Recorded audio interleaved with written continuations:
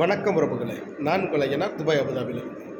இப்போ பார்த்தீங்கன்னா மதுரை மாநகராட்சியில் அந்த மாநகராட்சியிலே கிட்டத்தட்ட 200 கோடி ரூபா வரி ஏய்ப்பு பண்ணியிருக்காங்க. இந்த திராவிட மாடல் ஆட்சியில் திமுக நிர்வாகிகள், அதாவது கார்பரேஷனில் மண்டல பொறுப்பாளராக இருக்காங்கல்ல, அந்த மண்டல பொறுப்பாளர்கள் எல்லாமே கிட்டத்தட்ட 200 கோடி ரூபாய் முறைகேடு இருந்ததாக தகவல் வெளியாகும். இந்த மாதிரி பண்ணுனா எப்படிங்க நலத்திட்ட விஷயங்கள் எப்படிங்க மக்களுக்கு போய் சேரும்? இப்படி கோடி கோடியாக கொள்ளையடிச்சா எப்படி நலத்திட்டங்கள் மக்களுக்கு போய் சேரும் சொல்லுங்க பார்ப்போம். இப்போ என்னென்னா, திமுகவுடைய இந்த மாநகராட்சியில் உயர் பொறுப்பில் இருக்காங்க பார்த்தீங்களா, அவங்கள பூரா இப்போ சஸ்பெண்ட் போகிறவங்க சஸ்பெண்ட் பண்ணி என்ன செய்ய, அந்த வசூல் முறையாக வசூல் பண்ணால் ஏகப்பட்ட நலத்திட்டங்கள் நடந்துக்கும்ல.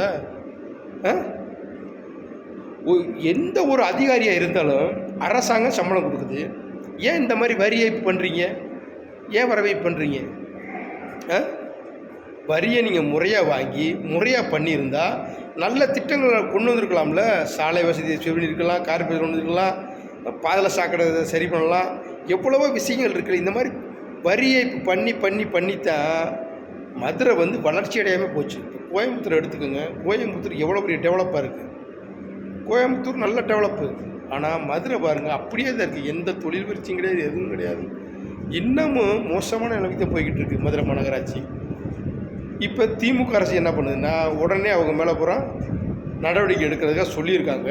ஆனால் 200 கோடி ரூபா வரி ஏய்ப்புனா என்ன ஒரு கொடுமைன்னு பாருங்களேன்.